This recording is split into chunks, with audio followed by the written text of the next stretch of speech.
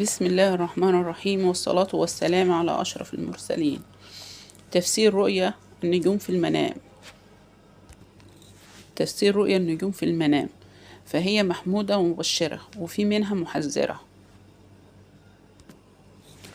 أولا، الرؤيا المبشرة: إذا رأيت النجوم لامعة في السماء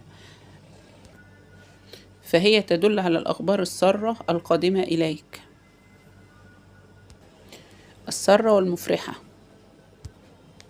وتدل أيضا على الخير والرزق الوفير القادم إليك. أما إذا رأيتها متلألئة فهي تدل على زواج الأعزب، سواء كان بنت أو ولد.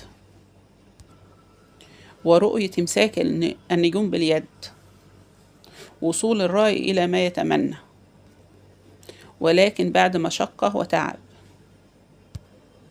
أما الرؤية التحذيرية فهي سقوط النجوم، فهي تعتبر رؤية تحذيرية. والله أعلى وأعلم، وشكرا.